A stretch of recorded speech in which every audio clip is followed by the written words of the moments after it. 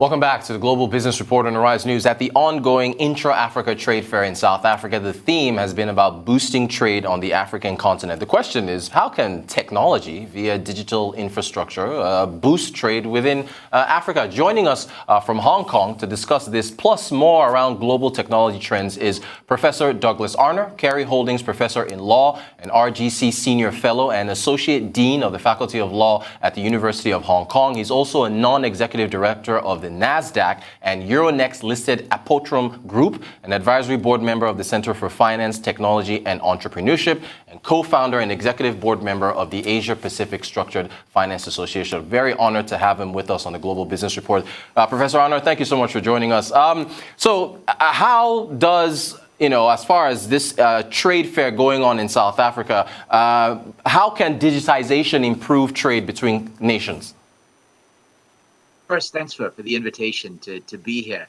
I think it's something that we all knew before COVID, but the power of digital, in particular digital payments, digital transactions, is absolutely transformative. And it's something that I think when we are thinking about regional efforts, one, we're often talking about financial inclusion, in particular around electronic payments, but I think the other aspect is actually really around digital inclusion. In other words, if we want to think about cross-border trade, we want to think about Pan-African trade, digital is going to be key, but key to making digital work is actually the digital infrastructure, digital inclusion, and the availability of mobile phones and ideally internet access for everyone. Fantastic. Nigeria is the first African nation to launch a central bank digital currency. Kenya is exploring it right now for cross-border payments. What's your take on, benefits of central bank digital currencies, and are there any risks?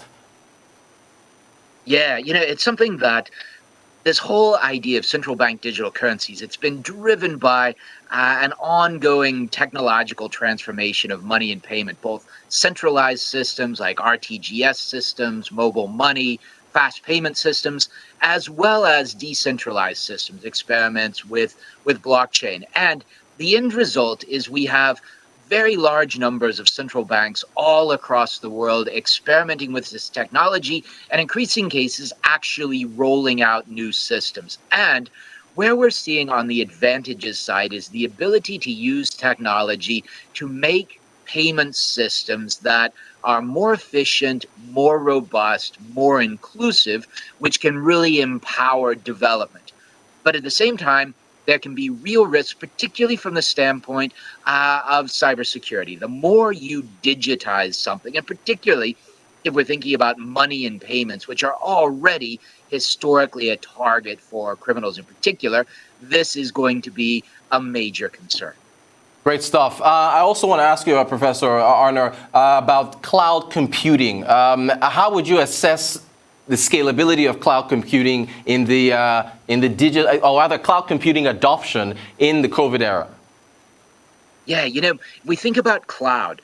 This is one of those areas where, if we think about trends of digitization pre-COVID, then we think about the fact that COVID has really just driven forward this idea of digitization of everything, everywhere, and in particular around payments, communications. And a lot of that has been supported by the availability of cloud infrastructure. And as the demands have grown, it's meant that there is more of a role for cloud. And I think it's important when we think about cloud that actually it provides tremendous benefits from the standpoint of safety, of cybersecurity, of robustness, of data security, as well as efficiency.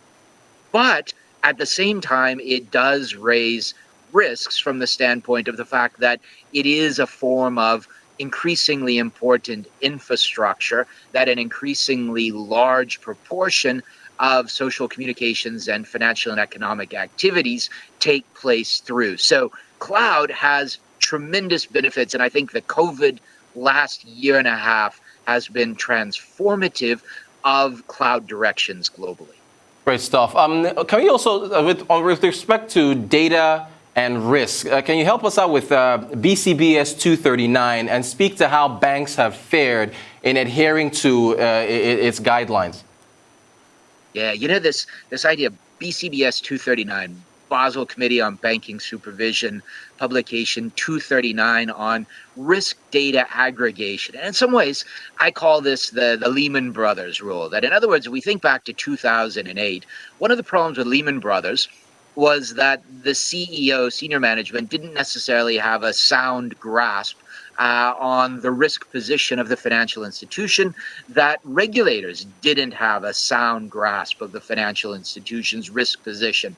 And so the idea of BCBS 239 is to require particularly globally systemically important financial institutions to have an aggregated position or an aggregated view of their global risk positions almost on a real-time basis, and to have that information both at management but also to be able to make it available to regulators. But in some ways, the technology for doing this wasn't necessarily there, but this cloud drive that we've seen, particularly with globally systemically important financial institutions, moving more and more operations out of necessity onto cloud, is really meaning that the technology is now there to achieve this, and we're seeing it happen.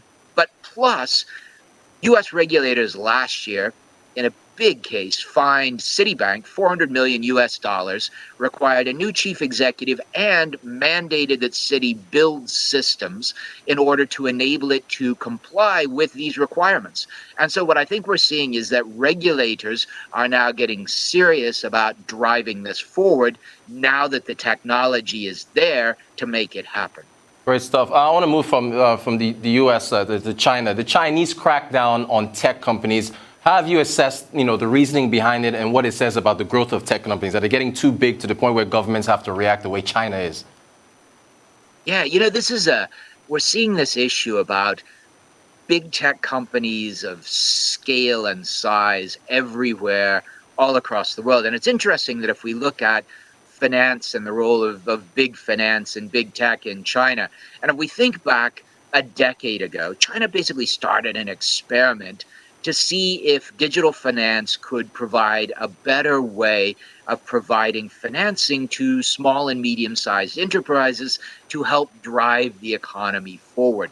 And I think out of that experiment, what came out is that digital platforms like Ant Financial or Tencent, combining essentially very widespread use of digital payment as well as other online activities, to be able to undertake cash flow analysis and reputational analysis on an automated basis, was tremendously successful in delivering SME finance. But what we see with tech is this idea of network effects, of economies of scope and scale, driving forward winner takes all or winner takes most outcomes, and concentration and dominance, and increasing fears in China and all across the world of the negative effects of that concentration and dominance. And so we see last year an increasing effort from the standpoint of Chinese regulators to rein in that concentration and dominance, but also to look at mechanisms for how they can maximize the potential benefits of data aggregation while minimizing those risks of concentration and dominance. And for me, this is going to be one of the big challenges for societies all across the world of this decade. How to balance the benefits of data and data aggregation without allowing the emergence of absolutely gigantic dominant tech companies. And that is a fascinating balancing act that everyone has their eyes on. You mentioned the winner-take-all scenario for tech players. Is it theoretical or practical? It's something that there was a lot of discussion about this idea. And certainly in the context of China, there's been a range of research that suggests that they, in 2019, reached that level of concentration and potentially innovation. And given that the drive of the government is very much towards supporting innovation, competitiveness to support longer term development, this became a real concern. Plus, also the risks of concentration from a systemic stability standpoint. Thank you so much, Professor Arner. I just want to take a quick second. We've got a couple of breaking news items I just want to read out here for our viewers. Nigeria's National Petroleum Company has signed a deal worth $1 billion with the African Export-Import Bank at the ongoing Intra-African Trade Fair. So another big deal there by Nigeria's state oil company, $1 billion with the Afrexim Bank. Also, still in Africa, there's been two explosions that have hit the center of the Ugandan capital in Kampala. One blast took place near Parliament, with the other going off close to the city's police headquarters. There are fears people may have been injured or even killed in the explosions. A reporter says he saw pieces of flesh scattered across the road in Kampala. The cause of the blast was not immediately clear, but the Ugandan authorities have blamed previous bombings on Islamic militants. All right, let's get back to our conversation with Professor Arner. Professor Arner, open banking. I want to ask you about your views on open banking, and I guess how you see that progressing in the future. Yeah, this idea of open banking in some ways emerged from efforts in the EU in particular to figure out how to give people control of their own data. And the idea was that if people had the control of their own data, they would then be able to share that out to different users, different businesses, and benefit without the possibility of essentially the acquisition of large volumes of data by tech companies, the sort of big tech model that we've seen emerging in the United States as well as emerging in China.